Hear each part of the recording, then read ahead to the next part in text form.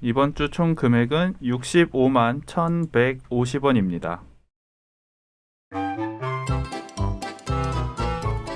이럴 거면 서점을 살걸.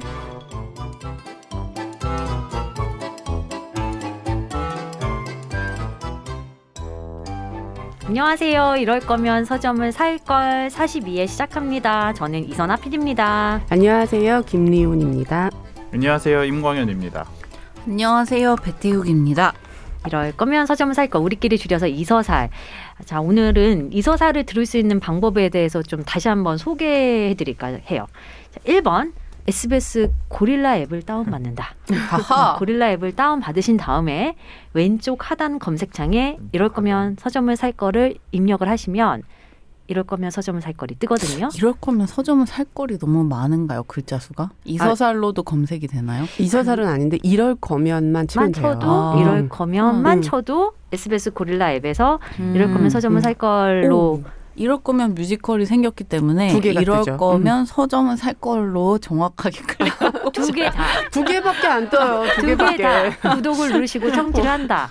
2번 팟빵, 애플 팟캐스트, 오디오 클립 등등의 그 팟캐스트 플랫폼에서 이럴 거면 서점을 살 거를 검색하고 구독 후 청취한다.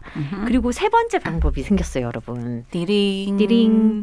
유튜브에 이서살 혹은 이럴 거면 서점을 살 거를 치면 SBS 팟캐스트 채널 안에 저희 컨텐츠가 하나 둘씩 업로드 되고 있습니다. 초록색 로고네요.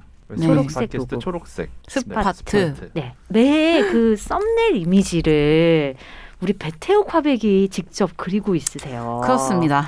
너무 잘 그려서 우리 모두 목소리 깜짝 컸잖아요. 놀랐잖아요. 좀 보여드릴까요? 패드로 이렇게 그린 거. 그렇죠.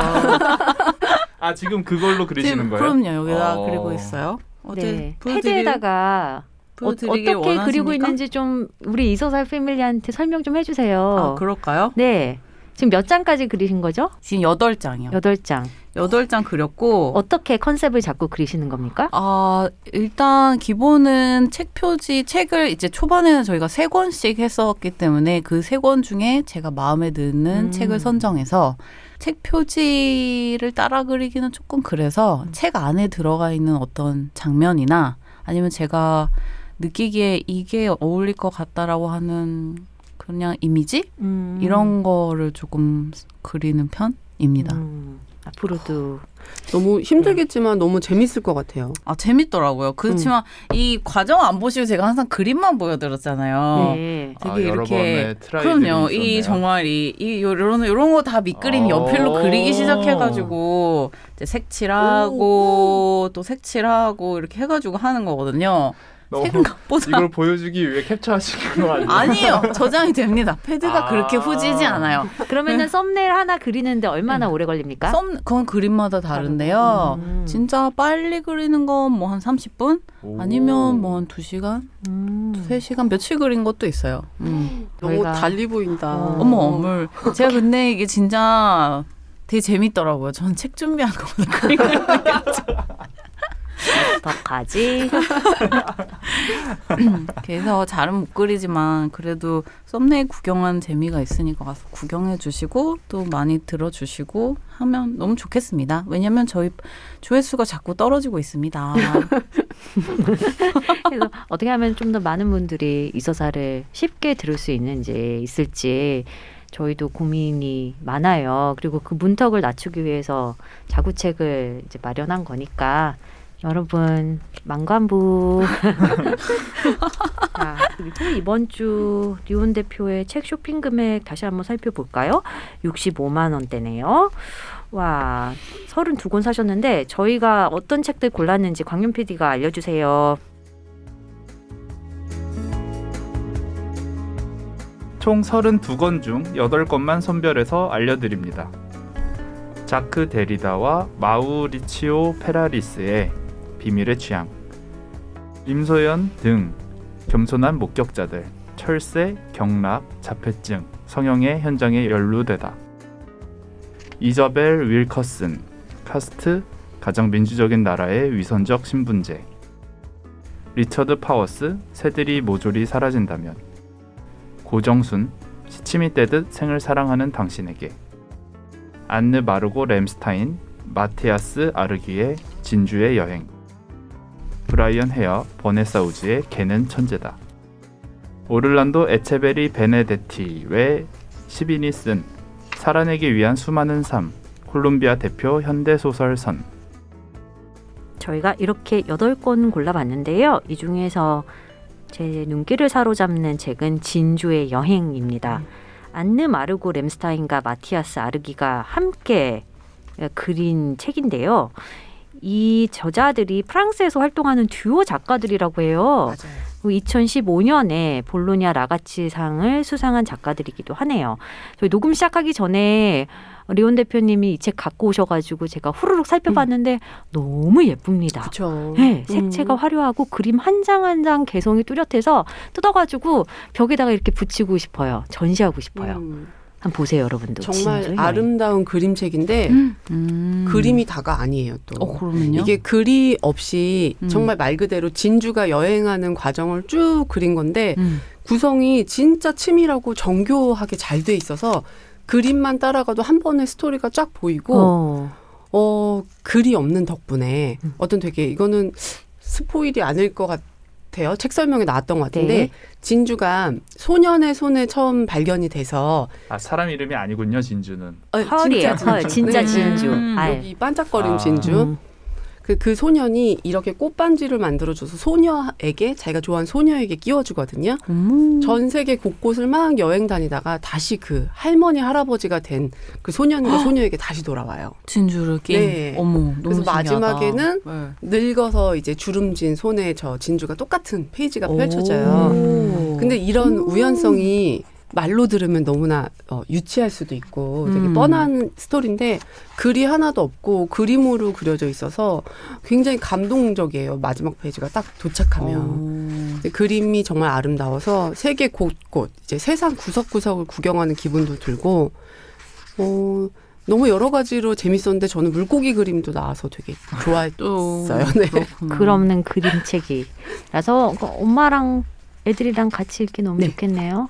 그게 정말 이게 정교하게 잘 그렸구나 느껴졌던 게 아이도 보고서 스토리를 바로 따라가더라고요. 보통 아이들은 굉장히 창의적으로 자기만의 스토리를 만들어내는 경우가 더 많거든요. 네. 근데 저거는 책 내용 그대로 쭉 따라가더라고요. 신기하다. 네.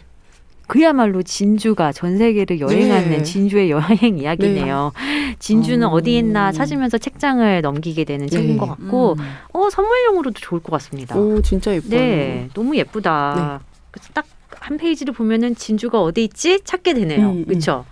제가 이렇게 어딨지? 네, 편 페이지에는 아기 고양이가 진주를 만지작거리고 있어요.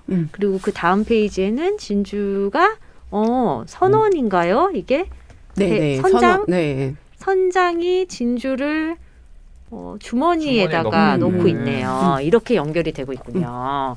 진주의 여행, 웅진 주니어 출판사에서 나왔고 안느 마르고 램스타인과 마티아스 아르기 듀오 작가가 그린 책입니다. 그리고 다음 책은 임광현 PD가 골랐던 겸손한 목격자들이라는 책이에요. 부제가 되게 재밌어요. 철새, 경락, 자폐증, 성형의 현장에 연루되다. 와, 이게 철새, 경락, 자폐증 이게 이렇게 연결고리가 없는 것 같잖아요. 근데 제가 이렇게 살펴보니까 4명이 공저한 책이고 과학기술학 책으로 분류가 되네요. 과학기술학은 이제 STS라고 하는데 제가 이쪽 좀 전공을 해가지고 대학원에서 사이언스 앤 테크놀로지 스터디즈라는 건데 이게 그냥 그 참여 관찰이라는 어떤 그 인류학적인 방법론을 적용해서 되게 전문적인 필드 있잖아요. 그런 필드에서 어떠한 특정한 그 전문가들이 자신의 전문 지식을 생산하고 유통하는 현장을 관찰하고 기록하는 걸 말을 한대요. 리온 대표님은 이 책 다 읽으셨다고 저한테 톡을 주셨는데 어떻게 괜찮았나요? 아주 재밌게 읽었어요. 이게 어렵지 않고요. 그리고 또 우리가 어느 정도 알고 있는 것들이잖아요. 깊이를 모를 뿐이지. 철새나 경락, 자폐증, 성형 이런 현장들에 대해서 이 과학적인 지식들을 연구자들이 실생활에서 어떻게 관찰하고 있는지를 대중교양서로 풀어낸 거라서 굉장히 관심 있는 것들이 쉽게 익힐 수 있는 재밌었어요. 저는 이 경락 같은 경우에는 또 그 봉한학설, 봉한학, 김봉한이라는 학자가 있었더라고요. 네. 납북을 했다는 그 처음 듣는 얘기라서 그건 좀 흥미로웠고. 저도 처음 들어요. 아 그렇구나. 네. 잠깐 여기가 네. 경락을 연구하는 네. 물리학 실험실을 네. 이 연구자가 찾아간 건가요? 맞아요. STS 연구자가? 네. 근데 이 실제 이 경락을 연구하면서 그 봉한학이라는 걸 만들었던 그분에 대한 이야기도 들어가 있고 그래서 이제 그런 것들이 좀 흥미롭게 읽혔고 요새 또 여러 번 우리가 다뤘던 책들에서 영감을 받아서 새들한테 관심이 좀 생겼는데 맞아요. 철새 이야기, 이제 탐조 이야기 이런 것도 재밌었고 제가 또 언제나 관심이 많은 이제 자폐증에 대한 이야기. 이건 또 자폐증 아이만 관찰한 게 아니라 그 자폐증 아이들의 부모는 어떠한지 이런 이야기까지 그 연구를 해서 궁금하다. 네. 그래서 좀 재미있게 읽었어요. 그리고 언제나 우리한테 흥미롭게 다가오는 성형외과 이야기. 성형 현장. 궁금하죠. 겸손한 목격자들. 저 나중에 이 책도 좀 빌려주십시오, 네, 대표님. 알겠습니다. 그리고 이제 저희가 오늘 메인 책으로 넘어갈 건데요. 7월에 올라가는 첫 컨텐츠잖아요. 그렇죠. 너무 부담스럽네요. 네, 이제 본격적으로 휴가 시즌에 맞춰 저희가 약간 뭐 특집까지는 아니지만 남미 콜롬비아로 여행을 떠날 예정입니다. 아 정말 다요? 같이? 아니 책으로. 배태욱 PD가 오늘 소개해줄 책은 살아내기 위한 수많은 삶. 콜롬비아 대표 현대 소설선입니다. 자, 태욱 PD 소개 좀 해주세요. 네. 태욱 PD는 항상 네. 책 소개를 한숨으로 시작을 하는 것 왜 같아요. 이게 안 되죠? 요런 것만 편집해가지고 정말 참 재밌을 것 같아. 자, 이 책으로 말씀드릴 것 같으면 저자가 굉장히 많죠. 11명의 콜롬비아 작가들이 쓴 책을 모아놓은 단편선 모음집이고요. 일단 이거를 처음에 읽고서 좀 재미있긴 했어요. 재밌긴 한데 조금 뭐랄까 좀 난해하다는 생각도 살짝 들었고요. 근데 이제 대강 조금 설명을 해드리면 콜롬비아에 대해서 조금 정보를 배경 지식을 살짝은 설명해드리고 가야 이게 좀 더 이해하기 좋을 것 같아서 일단 뭐 콜롬비아 하면 세계에서 세 번째로 커피를 많이 생산하는 나라 그리고 세계에서 가장 긴 산맥인 안데스 산맥의 국토의 3분의 1을 아마존 저지대 평원의 국토의 3분의 1을 차지하는 나라라고 합니다. 여기까지는 뭐 그냥 별로 중요하지 않지만요. 올해 한국과 수교 60주년을 맞은 나라이고요. 여기서 이 책에서는 현대 사회의 가장 절박한 문제, 뭐 불평등과 사기와 비방, 착취, 수탈, 기후위기, 이민, 망명, 마약 밀매 이런 것들이 굉장히 잘 담겨 있어요. 대체적으로 내용에. 그리고 또 뭐 한국 전쟁도 아까 말씀을 드렸지만 남미에서 네 번째로 큰 콜롬비아는 이 스페인으로부터 독립한 이후 60년 넘게 내전을 겪어왔다고 합니다. 그래서 그런 많은 문제들이 조금 그냥 자연스럽게 일상이어서 글에 담길 수밖에 없었던 것 같아요.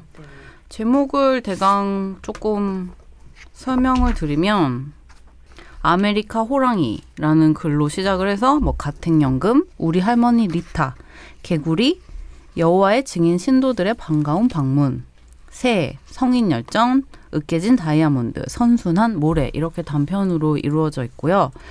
저는 3까지 읽었어요. 네, 네, 그 3까지 중간 읽었어요. 이상 읽었네요. 그렇죠. 성인열정부터는 읽지 못했습니다. 이게 되게 웃긴 게요. 제가 우리 할머니 리타 개구리까지 되게 단숨에 읽었어요. 사자마자 첫날. 찾자마자 치과 가는 길에 2시간 동안 훅 읽고 그러면 존 베터가 잘못했나요? 왜요? 거기서부터 재미가 없어진 거예요. 여기서부터 이제 개구리부터 약간 이게 뭘까 이래서 읽고서 저 선아 선배한테 가가지고 읽어보셨어요? 그랬더니 이제 읽어볼 거야 해서 빨리 여기 첫 페이지를 첫 챕터를 읽어봐라 빨리. 첫 단편? 첫 단편을 빨리 읽어보셔라. 어떤지 빨리 얘기를 해보셔라. 이해가 안 가는 부분들이 조금 있더라고요. 그랬더니 재밌다 이러시길래 막 좀 여러 가지 질문도 하고 이래가지고 했는데 뭐 제가 좀 재밌었던 거는 아까 이 단숨에 읽었다 그랬잖아요. 근데 다 재밌긴 해요 사실. 작가별로 약간 스타일도 조금 다르고 표지에 있는 그 동물이 아메리카 호랑이인가 봐요. 맞아요. 네. 이 표지에 대해서도 설명을 드릴 수 있는데 이게 좀 재밌는데요. 이렇게 이거 보면 이체예요? 이렇게 하고 우와. 이렇게 하면 또 이게 움직이듯이. 달리고 이렇게 하면 이렇게가 설명이 안 되니까 아, 뭐라 해야지? 청자들은 볼 수가 그렇죠. 없잖아요. 죄송합니다. 아, 살짝 여기 왼쪽으로 밀면 살짝 이게 뭐라 해야지? 지기. 이게 커버죠. 책. 지기 이 커버가 또 따로 있어서 창살 같은. 창살같이 이렇게 밑에 그림이 그려져 있고 이거를 살짝 오른쪽으로 하면 호랑이가 달리는 모습이고요. 다시 왼쪽으로 이렇게 살짝 밀면 호랑이가 이렇게 달릴 때 이제 다리가 모아졌다 펴졌다 모아졌다 아. 펴졌다 약간 이런 모습으로 이게 바뀌어요. 아메리카 호랑이 판테라 옹카 이게 첫 번째 단편인데 이 소설선의 표제작이 아닐까 싶어요. 왜냐하면 소설집의 표지도 이 작품에서 모티브를 땄고 태욱 PD가 잘 설명해 준 것처럼 노란색과 호랑이 갈색이죠. 이게 수직으로 교차하면서 일종의 이제 철장을 만드는데 그 사이로 아메리카 호랑이 이미지들이 겹쳐 있어요. 그리고 여기서 아메리카 호랑이는 학명으로 판테라 옹카인데 제규어를 말하는 것 제규어라고 같아요. 하더라고요. 그러니까 콜롬비아에서는 제규어가 아메리카 호랑이라고 네. 불리는 것 같아요. 아. 그래서 그 부분에 대한 좀 혼선이 좀 있을 수 있겠다. 진짜 호랑이는 아닌 아니, 거죠. 호랑이는 아닌데 이제 라틴 아메리카 콜롬비아 든든합니다.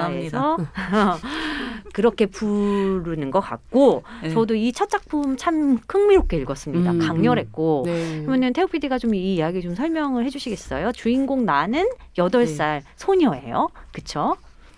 이 소녀는 어머니랑 함께 되게 가난하게 사는데요.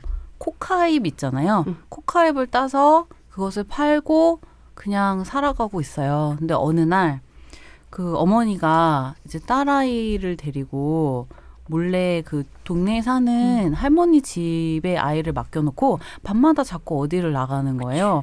아이는 도대체 우리 엄마 어디를 갈까 하다가 어느 날 몰래 엄마 뒤를 밟는데 이 어린 소녀는 습관이 하나가 있는데 이제 뭐 그냥 여기서 소설에서 막 그렇게 중요한 그건 아니지만 오줌을 싸요. 자기도 모르게. 그냥 그냥 오줌을 모르게? 싸고 있어. 자기가 뭐 아. 긴장을 했던지 이런 순간인지 모르게 오줌을 싸는데 근데 오줌을 싸는 것도 중요해. 중요해요. 아주 그런가? 중요해요. 왜냐하면 호랑이들이 자기 영역 표시하려고 오줌을 싸는 거랑 뭐 나중에 연관이 되는 거예요. 맞아요. 나보다 어떻게 알았어요? 낫네. 여기 표시를 아, 해주셨더라고요. 제가 표시를 했군요. 제가 표시를 했군요. 맞습니다. 그거랑 연결이 되죠.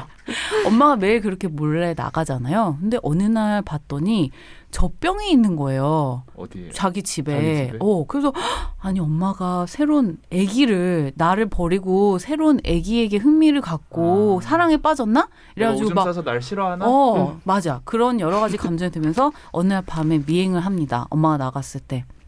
미행을 하는데 알고 보니까 아까 말한 판테온, 제규어 아기 고양이 같은 아기 고양이에게 젖병을 물려주면서 우유를 먹이고 있는 거예요. 그래서 엄마 이게 뭐 하는 거야? 했더니 막 아이를 때리면서 너 왜 따라왔냐고 이제 이러면서 너 조용히 하라고 이건 정말 큰 비밀이다. 이렇게 하면서 이제 그 뒤로 엄마가 소녀를 데리고 가끔씩 같이 우유를 주러 이제 가요. 여기까지만 설명을 하겠습니다. 조금만 더 해주세요. 무슨 사건이 일어나죠? 왜 키우죠? 비밀이었던 거예요? 네, 왜 키우냐고요? 네, 왜 이 제규어를 네. 엄마와 마을 사람들이 몰래 키울까요? 제규어와 함께 도망치기 위해서. 그 마을의 여성들이 네. 굉장히 오랫동안 폭력을 당하면서 살고 가정폭력이요? 있었죠. 가정폭력이 아니고 가정폭력이 어떤 집단이 있어요. 네. 그러니까 그게 저도 이게 배경 지식이 부족해서 잘 모르겠는데 뭐 어떤 세력 마피아 같은 세력이라고 맞아요. 해야 될까요? 그 수금해 가고 네, 네. 수금. 그래서 이제 코카잎을 팔면서도 옛날에는 음. 먹고 살만했지만 요즘은 코카잎을 팔아도 먹고 살기가 그렇죠. 너무 어려운 지경이었던 맞아요. 거예요. 정당한 대가를 받지도 네. 못하고 그리고 그 마피아 집단이 너무나 아까 말씀하신 대로 여성들을 함부로 대하고 성폭행을 하고 여러 가지 폭력 안에서 살면서 이 제규어를 앞세워서 이 여성들이 같이 거기로부터 도망치기 위해서 이 제규어를 몰래 밤에 키웠던 거예요. 타고 가려고. 타고 간다기보다는 호신용으로? 어떻게 할까요? 호신용인 호신용. 거죠. 그렇죠. 네, 예. 맞아요. 거의 다 아메리카. 얘기했는데요. 그러게요. 이거는 뭐 단편이니까 네. 또 그 처음 딱 소개되어 있는 이야기니까 저희가 끝까지 다 이야기를 노출해 버렸네요. 그렇습니다. 네. 굉장히 재밌었습니다. 그래서 표지에도 이게 달리는 모양으로. 그렇죠, 그렇게 그렇죠. 그리는 거고. 그래서 보면 아까 제목에도 나와 있지만 살아내기 위한 수많은 삶이라는 제목이잖아요. 살아내기 위한 수많은 삶이라는 제목을 가진 소설은 없지만 어떤 방식으로 자기들이 그 삶을 살아내고 있는지에 맞아. 대해서 여러 가지 형태로 10편이 들어가 있습니다, 여러분. 근데 첫 번째는 아까 이런 제규어에 관한 이야기였고요. 이게 어떤 배경 지식이 없어서 힘들었다는 게 저도 그랬는데 저는 사실 너무 재밌게 읽었고 네. 이거 읽은 이후에 콜롬비아에 대한 관심으로 막 이것저것 찾아보고 그랬거든요. 네. 저도 배경 지식은 없고 제가 알고 있는 거는 커피, 마약 뭐 이런 정도지 저는 심지어 콜롬비아가 그렇게 땅이 넓은 데인지도 몰랐어요. 저도 잘 네, 모르죠. 국토가 아는 게 우리나라의 11배라고 하더라고요. 굉장히 그리고 그러네요. 저도 그래서 콜롬비아에 대한 궁금증이 생겨가지고 찾아봤더니 파나마, 베네수엘라, 에콰도르, 페루, 브라질과 이렇게 같이 네. 국경을 네, 맞닿고 맞아요. 있더라고요. 인구 구성도 보면은 원주민이랑 왜 유럽인의 혼혈인이라고 하는 메스티소가 압도적으로 많다고 하고 어제는 유튜브로 보고타 그게 수도거든요. 보고타 시티에 무슨 사이트싱 할 수 있는 그런 유튜브 채널들 많잖아요. 저도 그런 거 하나 봤어요. 그거 한 20분짜리 보고 왔는데 네. 생각보다 굉장히 아름답더라고요. 그쵸. 한번 꼭 가보고 싶다라는 네, 생각이 맞아요. 들고. 저도 그 생각했어요. 저기 광현 PD는 콜롬비아 하면은 딱 뭐가 떠올라요? 콜롬비아 원두 역시. 음. 파블로 에스코바르. 그쵸. 네, 맞아요. 네. 마약 밀매 조직의 보스. 마약왕. 그리고 또 리온 대표와 저는 아마도 그쵸. 한 분을 딱 떠올릴 것 같은데 뭐죠? 누구냐면 마르케스죠. 저희 마음속의 문학거자. 가브리엘 마르케스가 콜롬비아 출신이죠. 그렇군요. 콜롬비아 하면 사실 저는 이 사람과 그 마르케스와 보테로 말고 내가 아는 게 있나 할 정도로. 맞아요. 네. 보테로. 페르난도 보테로 화가. 보테로도 콜롬비아 출신인가요? 그렇죠. 그렇군요. 네. 그거 말고는 아는 게 있나 할 정도로 모르고 있다가 이 콜롬비아 작가들 신예 작가도 있고 그리고 이 개구리를 쓴 작가 같은 경우에는 개구리 좋았어요. 이 10명의 작가 중에 그 11명인 이유는 맨 끝에 작품 해설을 네, 작품 해설하신 분, 이 책을 엮으신 분. 이분도 콜롬비아 출신의 한국에 사는 작가분이신데 이분까지 해서 11분인데 이걸 엮으신 분은 그래도 한국에 살면서 낸 맞아요. 에세이가 우리나라에 번역이 되어서 나와 있거든요. 한국에 삽니다. 역병의 시대였나? 이 코로나 시기에 쓴 책, 에세이가 나와 있는데 이거 말고는 이 개구리를 쓴 작가분 네. 후안 가브리엘 바스케스. 이분은 세계적으로 지금 유명한 맞아요. 작가거든요. 이분 말고는 나머지는 우리나라에 책이 나온 게 하나도 없어요. 근데 그 얘기를 하더라고요. 이거 보다 네. 보니까 2권 딱 나왔다고 하던데요. 이번에 이거랑 네. 다른 단편선 해가지고 누가요? 처음으로 시 모음집. 네. 네. 요번에 콜롬비아 작가들의 책 모음이 이 책 말고 이 책 외에도 시 모음집이 네. 같이 나왔어요. 네. 이 콜롬비아는 사회평론. 그렇죠. 네. 콜롬비아는 굉장히 좀 먼 나라니까. 네, 그렇죠. 그 나라의 작품들이 우리나라에 번역되기는 좀 쉽지 않은 일인 것 그렇죠, 같기도 해요. 그렇죠. 근데 제가 알기로는 얼마 전에 서울국제도서전 네. 있었잖아요. 네. 그때 콜롬비아가 초청 주변국으로. 네. 받아가지고 네. 이런 작업을 같이 했다고 맞아요. 네. 들었거든요. 네. 이 책이 참 다채로운 것 같아요. 10명의 콜롬비아 작가들 그리고 네. 그렇게 나이가 많지 않은 한 80년대생도 맞아요. 있고 70년대 초반부터 후반생 젊은 작가들의 단편을 즐길 수 있고 콜롬비아 문화부의 지원을 받아서 출간된 책인 것 같아요. 네. 그래서 그 제목도 원제가 무차스 비다스 포르 비빗 이건데 이거 딱 본 순간 저는 왜 마르케스 회고록 중에 네. 이야기하기 위해 살다가 네, 있잖아요. 네, 네. 그게 자서전. 비빌 바라 꼰따란가 그럴 거예요. 그래서 굉장히 이 콜롬비아 사람들이 이야기하는 걸 좋아하는구나. 이야기에 대한 사랑이 대단하구나를 또 엿볼 수 있었어요. 그렇죠. 근데 내용도 되게 독특했어요. 전 소설 내용이 뭔가 이렇게 뻔하지 않고 그렇죠. 좀 진짜 재밌다. 네. 이런 생각 어떻게 했지? 네, 이런 네. 느낌이 있긴 하더라고요. 이게 꼭 역사 소설이거나 그런 건 아닌데 결국에는 그 작가가 반영되고 그 작가의 그 환경이 반영될 수밖에 없잖아요. 네. 그러니까는 아무래도 방금 얘기해 준 첫 번째 소설 같은 경우에도 우리는 그렇게 자연을 수탈당한다고 그래야 되나? 이 코카잎을 재배하는 이 마약상들에게 이게 수탈당해서 착취당하는 거거든요. 근데 이런 거에 대한 배경 지식이 없고 이런 소재 자체가 신선할 수밖에 없잖아요. 우리나라에서는 나올 수 있는 소재가 아니다 보니까. 그래서 저도 배경 지식이 없는 게 조금은 아쉽더라고요. 그러니까 이게 첫 번째 소설 같은 경우에 눈에 그리듯이 써놨어요. 너무 잘 쓰셨어요, 글을. 맞아요. 근데 그 아이가 정말 엄마 손을 잡고 시장을 나가고 자세한 묘사가 없어도 가난하고 힘들게 살고 진흙탕 길을 걸을 것 같고 이런 것들이 다 느껴지거든요. 근데 예를 들어서 우리나라의 어떤 뭐 일제시대에 우리가 엄마 손잡고 어디 시장을 가고 이런 얘기를 하면은 우리가 알 수밖에 없는 배경들이 있잖아요. 근데 이거는 그렇지가 않다 보니까 이 마약상들에게 수탈됐을 때의 분위기가 어땠는지 그때의 삶이 어땠는지 이런 것들이 궁금해지더라고요. 그래서 저도 그렇군요. 배경 지식이 없는 거에 대한 아쉬움이 조금 있었어요. 하지만 또 이런 소설집을 읽음으로 인해서 저희한테 콜롬비아에 대한 배경 지식이 생기는 부분도 거죠. 있잖아요. 네. 반복적으로 나타나는 주제들, 뭐 모티프들이 있더라고요. 그렇죠?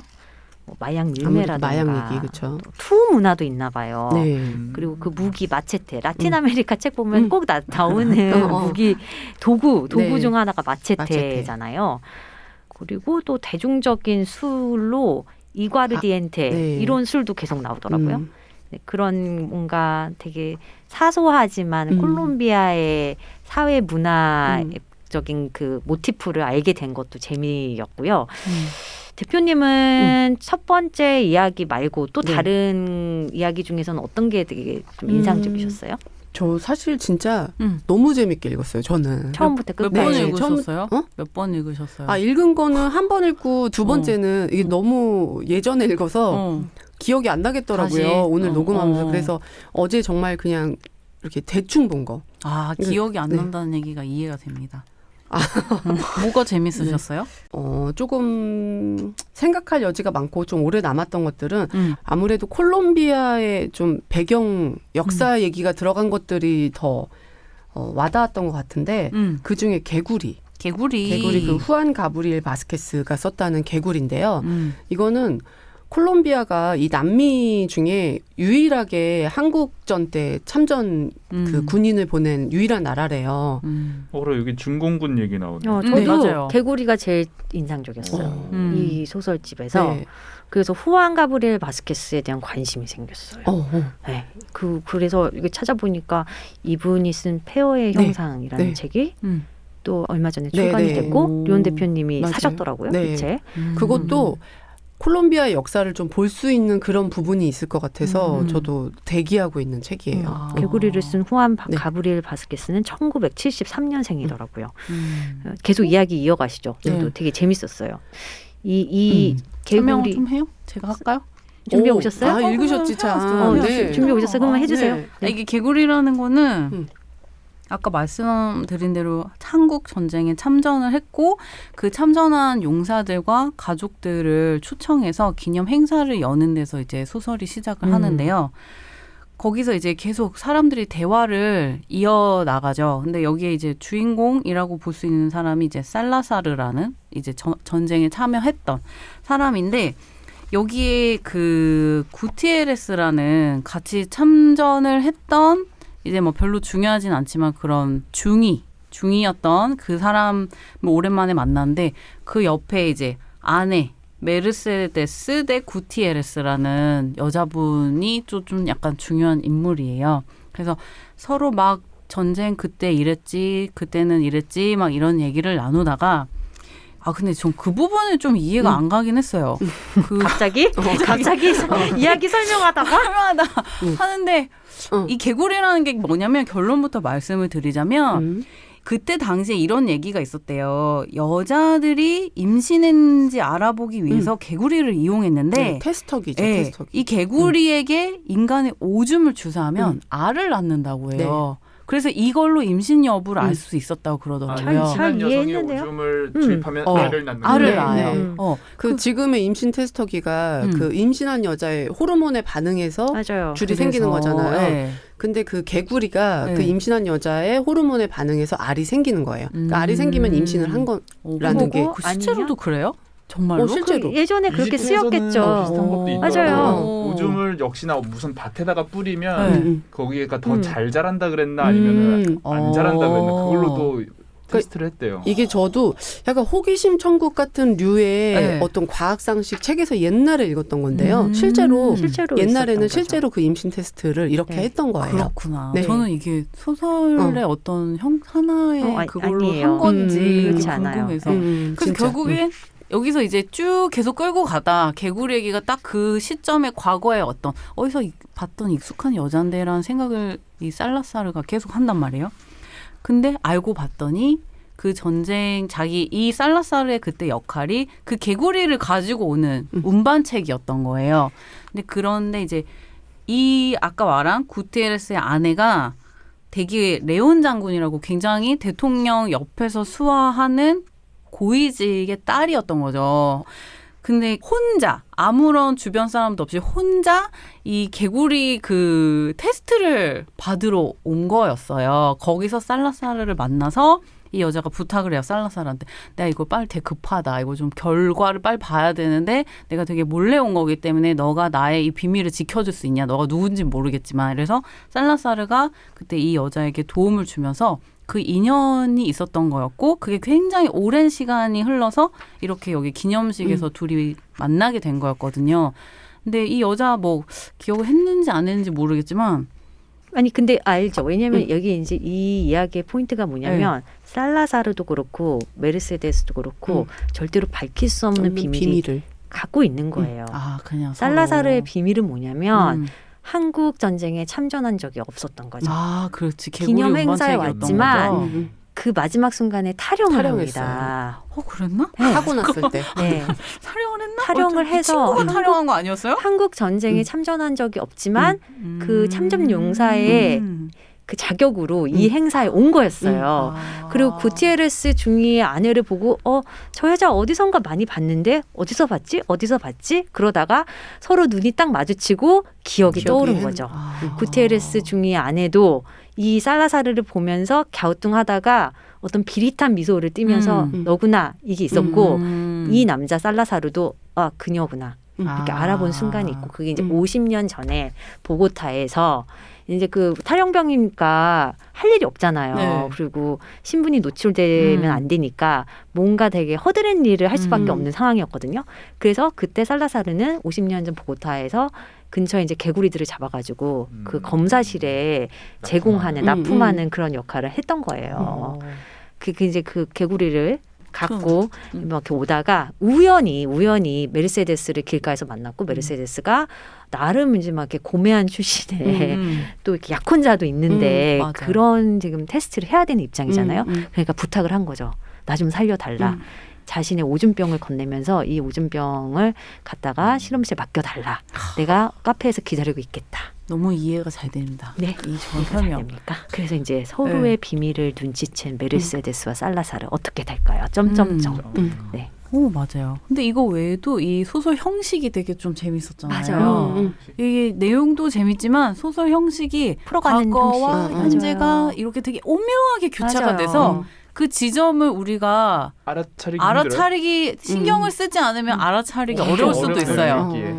아니 근데 그렇게 어렵지는 그렇게 않아요. 네. 난 어려웠어. 막 그래서 뭐지? 넘어간 건가? 이건가? 막 이렇게 조금 이런 느낌이 있었어요. 또 이게 콜롬비아 작가가 쓴 소설에서 한국 전쟁 이야기를 만나니까 참 새로웠고, 그쵸. 거기에 뭐 그 불모고지 전투 이야기도 나오고, 포크초필 찾아보니까 이거는 또 지금 비무장지대에 있는 강원도 철원 인근의 어떤 격전지였다고 합니다.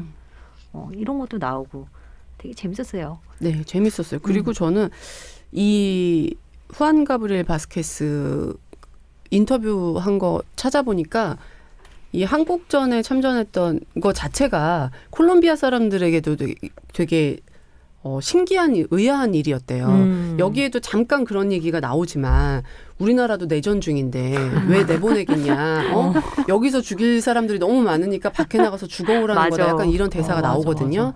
근데 이제 그거는 사실 뭐 알 수 없는 일이지만 어쨌든 콜롬비아는 내전이 끊이지 않는 나라였기 때문에 이름도 알지 못하는 나라에 이렇게 참전병을 보낸다는 것 자체가 되게 그들도 신기한 일이었대요. 그래서 이 작가가 그거에 대한 조사를 굉장히 많이 하셨더라고요. 근데 저는 이게 와 진짜 작가가 이런 게 대단하구나 느꼈던 게 그거에 대한 조사를 많이 해서 나온 얘기가 이렇게 새롭고 흥미진진한 어떤 비밀을 간직한 남녀에 대한 이야기로 풀어갔다는 게 너무 대단해 보이고 해서 이 작가분에 대해서 호감이 확 생기게 됐죠. 저도요. 너무 재밌었어요. 네, 그러니까 저도 그 이렇게 부분이 재밌었어요. 두 분 그리고 강연익까지 포함해서 세 분은 또 책을 굉장히 좋아하시는 분들이라 막 이걸 읽으면서 오 대단하다, 오 재미있다, 오 어떻게 이렇게 쓰지 하는데 저 무지한 저로서도 재밌었습니다.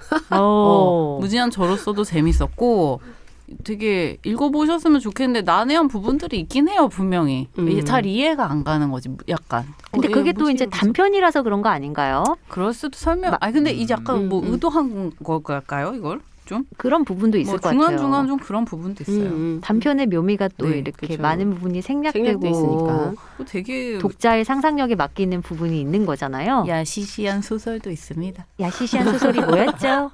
가택연금? 가택연금. 그쵸? 좀 야시시하고 좀 되게 기괴하기도 보면, 하죠. 예. 기괴하기도 하고. 저는 성인열전도 재밌게 읽었는데. 재밌었죠. 찍었어요. 파트리시아 앵헬? 이분은 콜롬비아계 미국인 작가더라고요. 네. 근데 이 단편도 이야기를 풀어내는 방식이 재밌었어요. 그렇죠, 그렇죠. 그러니까 그 이야기의 기본 뼈대는 미국인 남자와 콜롬비아 여자의 결혼 이야기거든요. 결혼 생활 이야기예요. 그러니까 결혼에 한번 실패한 적이 있는 미국인 남자가 콜롬비아에 직접 가서 신부감을 골라서 그 둘이 결혼을 해요. 근데 이 여자는 유부남, 그러니까 자신의 영어 선생님이었나? 그 유부남이랑 한참 연애를 하다가 이제 그 연애 종지부를 찍고 나서 뭔가 마음이 헛헛한 거예요. 그래서 약간은 충동적으로 이 미국인 남자를 남편으로 선택을 해요. 그래서 이 여자가 미국으로 와서 두 사람의 결혼 생활이 시작되는 이야기예요. 그거 쭉 펼쳐져요. 굉장히 드라이한 톤으로 쓰여져 있는데 이게 되게 재밌는 건 1인칭 화자가 아내와 남편의 시점으로 이렇게 번갈아 가면서 바뀌거든요.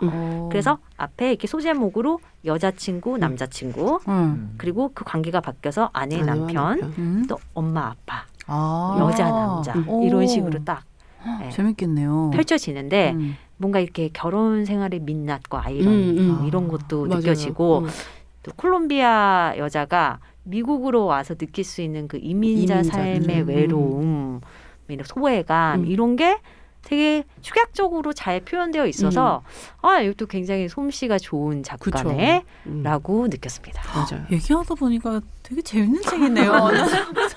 여기 와서 느끼는 건데, 아니 제가 봤을 땐 진짜 설명을 잘해주시는 것 같아요.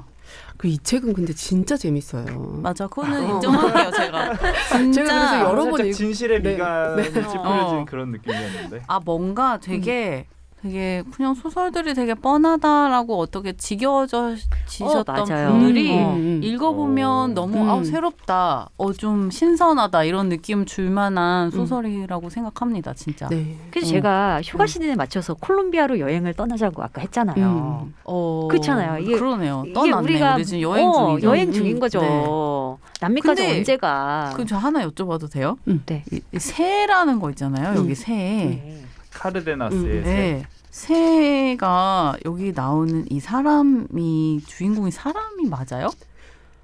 이거 사람이기도 하고 새이기도 하고 약간 그런 네, 존재죠. 맞아요. 끝까지 네. 제가 다 안 네. 읽어서 맞아요. 끝까지 안 읽었어요. 알겠습니다. 저런. 중간에 자꾸 뭐 이렇게 서로 아내라고 했는데 내 아내가 여자이고 여자고. 나도 여자이고 약간 이런데 음. 서로 그 잠자리 섹스를 하는데 그거를 서로 교배한다고 표현하더라고요. 맞아요. SF적인 요소가 네, 많이 그래서 들어가 맞아요. 있는 좀 이야기인 특이하다? 거죠. 막 이러면서 맞아요. 특이해요. 그러니까 이런 소설들도 있습니다. 그러니까 되게 얼마나 독특한지 아시겠죠?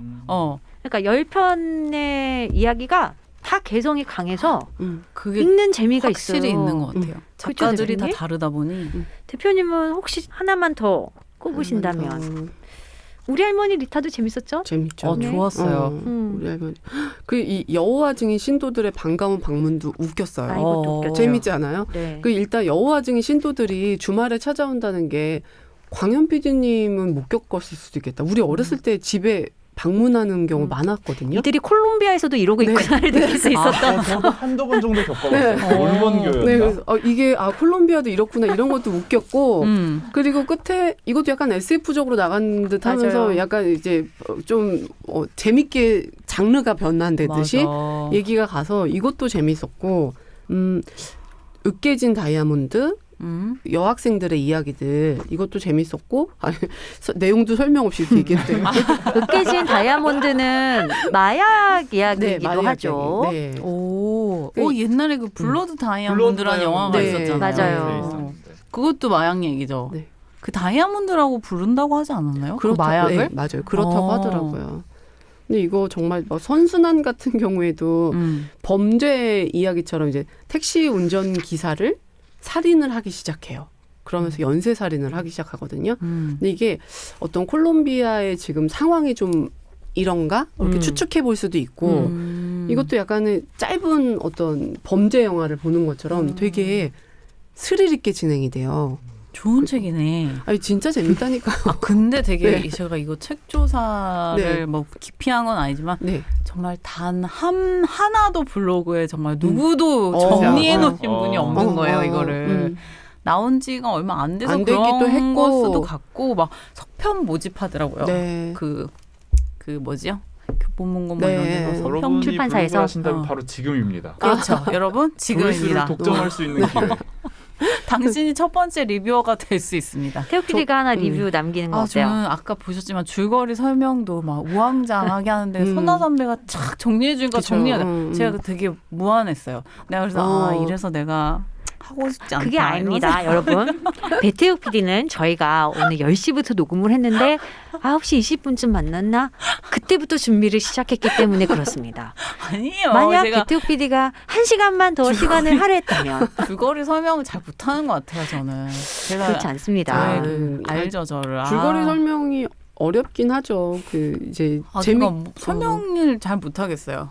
역시 이것도 능력인 것 같습니다. 근데 이게 네. 저는 그 블로그나 이렇게 자료를 찾아보기 힘들다고 했잖아요. 네. 그게 아무래도 콜롬비아 소설이라 더 그럴 수도 있겠다는 맞아요. 생각을 했던 게 저도 그게 좀 안타까운데 저도 콜롬비아 하면 떠오르는 게 없다고 했잖아요. 아무래도 우리나라에게 너무 먼 나라고 이 소설을 뽑아서 엮으신 분 있죠. 안드레스 펠리페 솔라노도 이분의 에세이에서 콜롬비아에서 한국에 대한 이야기를 읽을 수 없다는 얘기를 해요. 근데 이분뿐 아니라 총균세 쓰신 분이 누구죠? 제러드 다이아몬드. 제러드 다이아몬드.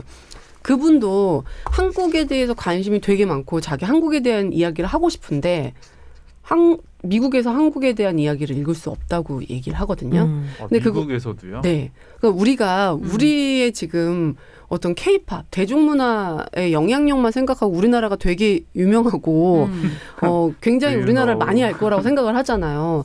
근데 실제로 사람들의 리뷰 같은 거 보면은 빠칭코 리뷰에도 일본이 한국을 그렇게 뭐라고 표현해야 되죠? 강점한 줄 몰랐다. 그렇게 그런 역사적인 것도 그러니까 한국이라는 인지도가 별로 그렇게 우리 생각만큼 높지 않다는 거죠. 더 열심히 살아야 됩니다. 그렇죠. 근데 이제는 당연히 더 생기겠지. 이제 K-팝이라든가 이제 K 어떤 대중문화들 덕분에. 근데 마찬가지로 우리도 콜롬비아에 대해서 뭐 커피든 뭐든 축구 경기할 때 본 것 같기도 하고. 되게 이름은 너무나 알잖아요. 네. 콜롬비아 나라를 모르는 사람은 없지만 이 콜롬비아에 대해서 아는 게 뭘까? 없죠, 저도 사실. 이번에 요거를 보면서 왜 다 스페인어를 공용어로 쓰지? 갑자기 이런 의문이 들면서 역사적으로 스페인이 침략을 했던 것 같은데. 맞아요. 네.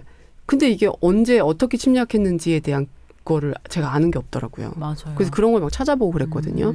그래서 아마 콜롬비아가 우리한테 사실은 되게 먼 나라고 관심이 없었던 나라이기 때문에 하다못해 이 작가들 이렇게 유명하고 잘 쓰는 작가들인데도 책이 한 권도 없다고 그랬잖아요. 우리나라에 들어온 책이. 그래서 아마 더 아직은 관심이 없는 것 같고 저는 이게 우연히 진짜 태욱 PD 때문에 그 방송을 하게 된 책이지만 네. 너무 잘 선정했다 생각을 했고 많이 읽으면 너무 좋겠다 생각했거든요. 신의 한 수였다. 재미있습니다. 네, 그리고 태욱 PD가 끝까지 읽었으면 좋겠다. 제가 라는 지금 생각도 이제 설명해 주시는 걸 들으면서 이렇게 재미있었구나. 그래서 나머지를 이거 봐야겠다 얼른 이 생각. 그리고 되게 오래 걸리지 않아요. 읽으시는데 근데 이제 그건 있어요. 책을 많이 읽으신 분들은 이게 스르륵 읽힐 수는 있는데 스르륵 읽히진 않아요. 그러니까 집중을 살짝 안 하고 멍 때리면서 읽을 수 있는 책은 아닌 것 같아요. 그러면 중간에 이게 길을 딱 읽고 뭐였지 하고 다시 앞으로 가서 다시 읽어야 되거든요. 그렇구나. 저는 그랬던 부분이 뭐냐면 사람 이름. 사람 이름. 남미 문학이나 러시아 문학의 가장 큰 진입 장벽은 역시 이름이 아닐까. 저는 남미 문학은 괜찮은데 러시아 쪽 가면은 한 사람을 부르는 방식이 또 이렇게 여러 가지입니까? 그래요? 네, 그래요. 그냥 그 이름이 아니고 되게 여러 가지 방식으로 또 불러요. 그러면 가게도도 제가 정리를 해야 될 때도 있고. 전 당장 일본 문학도 너무 힘들어요. 일본. 거긴 또 성부 그러니까 동양이면서 성 부를 때 있고 맞아. 이름 부를 때 있고. 맞아. 항상 특히 진짜 일본 소설은 적어가면서 읽고. 그러네. 너무 대단하시다. 왜냐면 전 이거에 공감을 하면서도 뭐하러 이름을 기억하면서 읽지? 그냥 그냥 어차피 인물을 읽다 보면 그 사람인가 하면 그냥 그럼 직관적으로 이해를 잘한다는 거 아니에요? 굳이 이 사람이 이 사람이라는 걸 기계적으로 알지 않더라도. 물론 헷갈리는데 그 헷갈리는 거를 다시 막 넘어가면서 적어가면서까지 할 의지가 부족한 거지. 그냥 읽자 계속 막 이러면서 모르는 채로 계속 읽어. 하나만 더 얘기해도 돼요? 아니 이게 좀 그래도 재밌어가지고 이 삶의 이 제목이요. 살아내기 위한 수많은 삶이라는 게 콜롬비아의 바이에나토라는 삶의 여러 갈래에서 따왔다고 하는데요. 이 바이에나토라는 게 콜롬비아 민속음악 그 중에 형식 중에 하나래요. 그 노래에서 따온 것 같아요. 이 제목을. 맞아요. 그 춤 이야기가 소설에도 나오더라고요. 어디요? 그 뒷부분 소설에 한 2군데 나온 것 같은데 끝까지 읽어보시면 알 수가 없죠. 그리고 이 호랑이 있잖아요. 이것도 그 콜롬비아 작가 얘기로 우리나라에서 이제 어떤 민화라든가 또 아니면 어떤 신화 같은 거 얘기할 때 호랑이가 많이 나오잖아요. 까치 호랑이네요. 네네. 콜롬비아에서도 호랑이가 좀 그런 존재래요. 그래서 라우라 오르티스가 이 제규어로 쓴 거지만은 이게 걔네들은 이제 콜롬비아 사람들은 아메리카 호랑이라고 부르니까 이 호랑이를 집어넣은 이유가 사실은 그런 좀 주술적인 요소도 집어넣고 싶었다고 그렇게 얘기를 하더라고요. 네.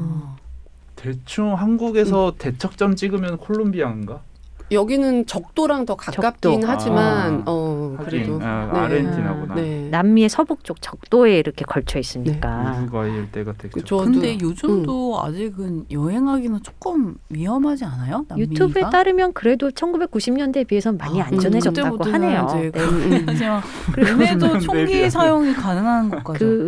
그렇죠. 네. 조심하시는 게 그래도 책으로 여행 떠나시는 게 좋을 것 같습니다. 그러니까 또 얼마 전에 이 콜롬비아 역사상 최초로 좌파 후보가 대통령으로 당선됐다라는 뉴스도 본 것 같아요. 거기도 지금 국민들이 먹고 살기가 힘들대요. 물가도 계속 무섭게 치솟고 있고 뭐 청년 실업률이 20%? 뭐 이런 이야기가 있더라고요. 아까 태욱 PD가 이야기했듯이 불평등도 심하고 그렇다고 합니다.